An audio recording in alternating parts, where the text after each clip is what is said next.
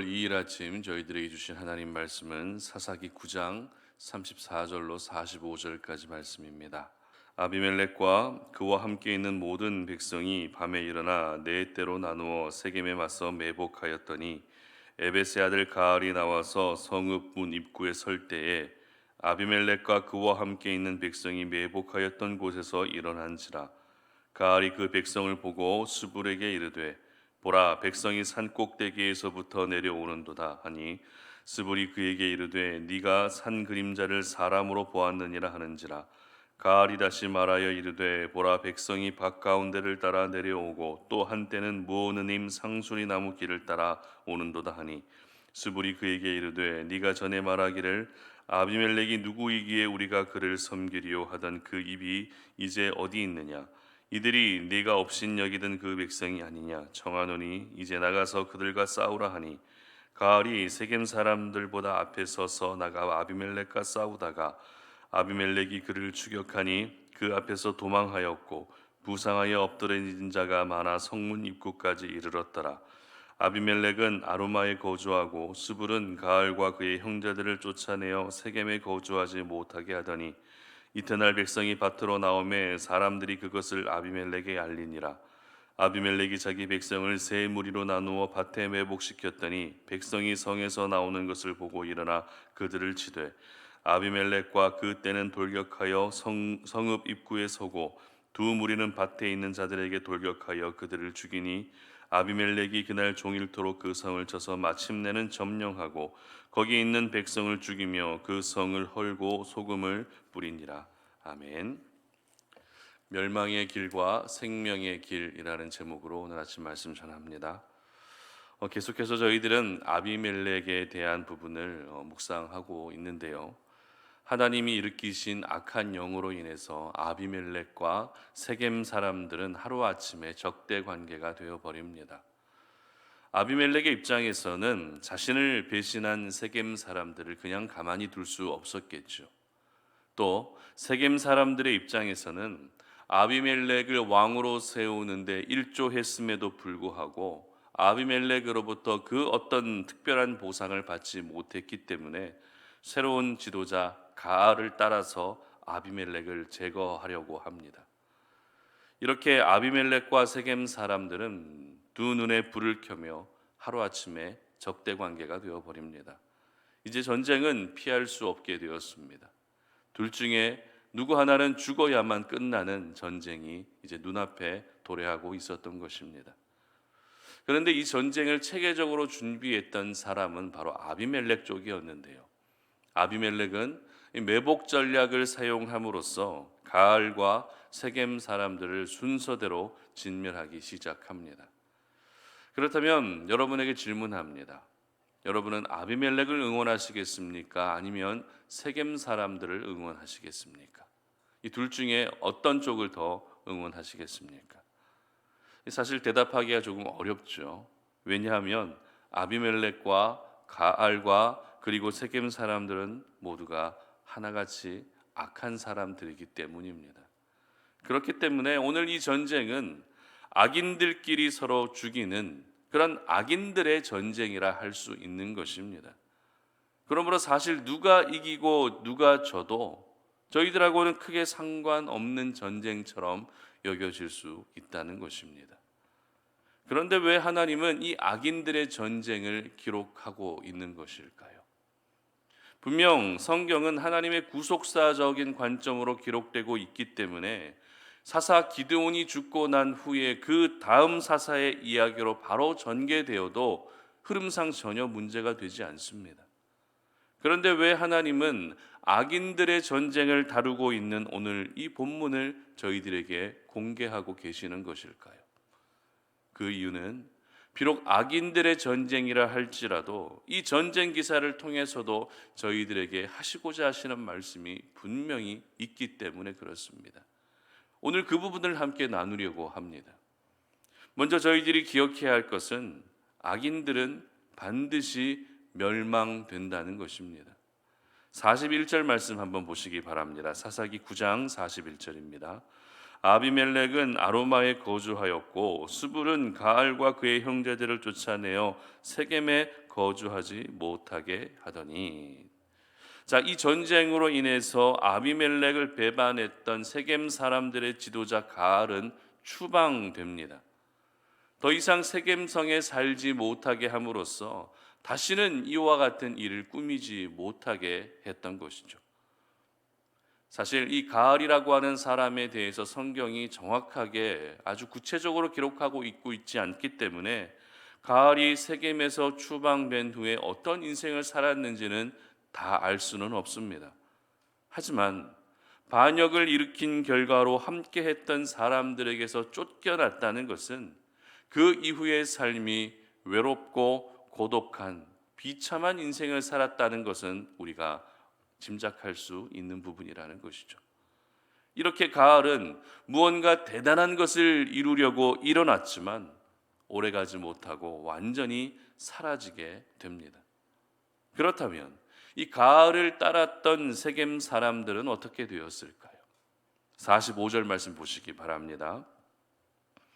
아비멜렉이 그날 종일토록 그 성을 쳐서 마침내는 점령하고 거기에 있는 백성을 죽이며 그 성을 헐고 소금을 뿌리니라. 아멘. 세겜 사람들은 분명 처음에는 아비멜렉을 따랐습니다. 하지만 그 후로는 아비멜렉을 배신했죠. 그리고 이 아비멜렉과의 전쟁에서 패한 후에 이 일을 주도했던 가알이 세겜성에서 쫓겨나게 됩니다. 그런데 여기서 이 세겜 사람들이 얼마나 기회주의자의 모습으로 살았는지, 그런 자기 살기에 급급한 인생을 살았는지를 우리가 알 수 있는데요. 42절 말씀 보시기 바랍니다. 이튿날 백성이 밭으로 나오매 사람들이 그것을 아비멜렉에게 알리니라. 자, 무슨 말입니까? 가알이 세겜성에서 쫓겨나자마자 이제는 우리가 살 수 있겠다며 안심하고 성 밖으로 나오기 시작했다는 것입니다. 다시 말해서 지금까지 가알이 잘못한 것이지 우리가 잘못한 것이 아니라는 것입니다. 가알이 우리를 선동했기 때문에 모든 책임은 가알에게 있다고 여겼고, 가알이 이제 쫓겨난 이상 우리는 살 수 있다는 생각으로 세겜성에서 나오기 시작했다는 것입니다. 하지만 이것은 큰 착각이었습니다. 아비멜렉은 기다렸다는 듯이 성 밖으로 나오고 있는 세겜 사람들을 하나씩 하나씩 죽이기 시작했습니다. 그리고 이 성은 아비멜렉에게 점령당하게 됩니다. 여러분, 오늘 아비멜렉을 대적했던 가알과 세겜 사람들의 마지막이 어떤 모습이었습니까? 뭔가 정말 대단한 것을 이루기 위해서 반역까지 일삼았던 이 세겜 사람들과 가알을 그 마지막은 어떤 모습이었습니까? 바로 멸망이었다는 것입니다. 쫓겨나고 죽임을 당하는 그 멸망만이 그들의 마지막에 남았다는 것입니다. 이처럼 악인은 멸망당하는 것이 바로 하나님 나라의 원칙이자 법칙입니다. 악인은 결코 승승장구할 수 없습니다. 죄를 짓고 하나님을 떠나서는 결코 승리하는 삶을 살지 못한다는 것입니다. 왜냐하면 악인을 벌하시는 것이 바로 하나님이 일하시는 그런 하나님의 일이시기 때문에 그렇습니다. 그렇다면 여기서 우리는 한 가지 질문이 생기죠. 그러면 아비멜렉은 어떻게 된 겁니까? 아비멜렉도 분명 악인입니다. 아비멜렉도 분명 악인인데 하나님은 왜 아비멜렉을 벌하시지 않고 이 전쟁에서 이기게 하셨는지에 대한 질문이 우리에게 충분히 생길 수 있다는 것입니다. 그러나 그 부분은 사실 저희들이 걱정할 부분은 아닌 것 같습니다. 왜냐하면 이후에 아비멜렉은 더 비참한 죽음을 맞게 되기 때문에 그렇습니다. 참고로 53절 말씀 보시기 바랍니다. 사사기 9장 53절입니다. 한 여인이 맷돌 윗짝을 아비멜렉의 머리 위에 내려던져 그의 두개골을 깨뜨리니. 자, 여인이 던진 맷돌 윗짝에 두개골이 깨지고 겨우 목숨이 붙어 있었지만 그대로 죽으면 내가 여인의 손에 죽었다는 오명이 남겨질까 봐 자신의 부하에게 죽여달라고 했던 것이 바로 아비멜렉의 마지막 모습이었던 것입니다. 이처럼 아비멜렉이라고 하는 이 악인의 마지막도 바로 멸망이고 사망이었던 것입니다. 오늘 저희들은 악인의 길은 반드시 멸망의 길로 이어지지만 그럼에도 그 악인들에게도 생명의 길로 나아갈 수 있는 기회가 있다라는 사실을 오늘 이 아침에 기억할 수 있어야 됩니다. 바로 아비멜렉이 이에 해당되는데요. 아비멜렉은 그래도 자신을 대적한 가알과 세겜 사람들을 모두 진멸했습니다.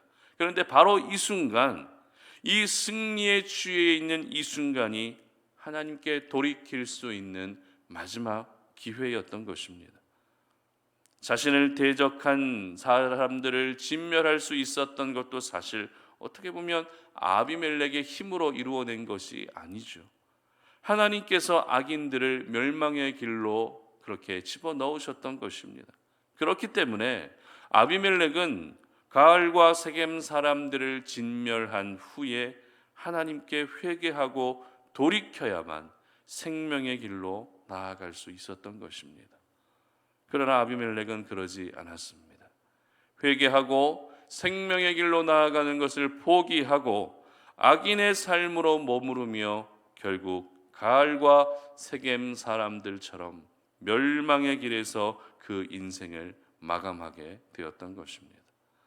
여러분, 이 멸망의 길과 생명의 길은 언제나 저희들의 눈앞에 펼쳐져 있습니다. 양갈래의 길에서 하나님은 언제나 그 선택권을 저희들에게 주고 계십니다.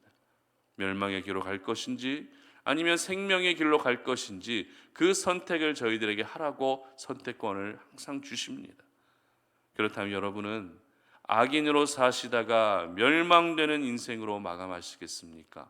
아니면 의인으로 사시다가 생명으로 마무리되는 인생을 사시겠습니까? 당연히 후자의 삶이 저와 여러분의 삶이 되어야 하는 것이죠. 그러므로 어제도 우리가 살펴봤던 것처럼 우리 안에 있는 모든 부정과 죄를 회개하고 오늘도 세상 속에서 죄의 삶을 멀리할 수 있어야 하는 것입니다. 하나님은 저희들에게 생명을 주시기 위해서 독생자 예수님을 이 땅에 보내주셨습니다. 그러면 생명이 되시는 예수님을 인정하고 영접하면 그 생명이 나의 것이 되고 그 생명의 은혜를 경험하게 되는 것입니다. 그런데도 예수님을 영접하지 않고 예수님을 인정하지 않는다면 그 사람에게는 결코 생명이 주어지지 않습니다. 예수님을 영접하지 않는 자들에게는 영원한 형벌과 멸망만이 기다리고 있다는 것입니다.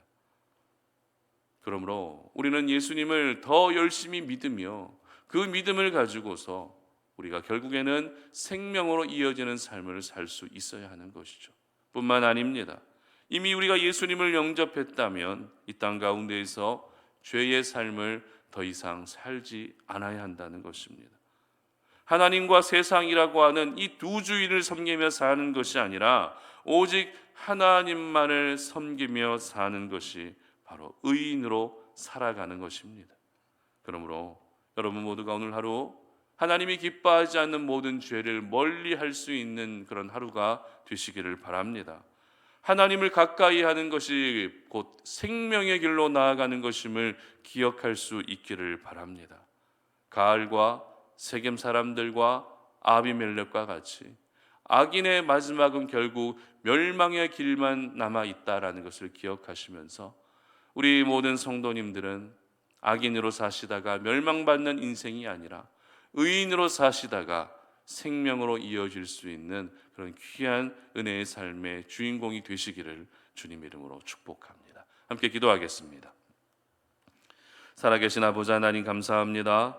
오늘 이 아침에도 우리가 주님 앞에 나와왔습니다. 이 새벽 제단을 주님 앞에 올려드리며 하나님 오늘 주신 그 생명의 말씀을 붙들고 우리 앞에 오늘도 멸망의 길과 생명의 길이 나뉘어져 있는데 이 길 가운데에서 생명의 길을 걸어갈 수 있는 하나님의 사람들이 되게 하여 주시옵소서.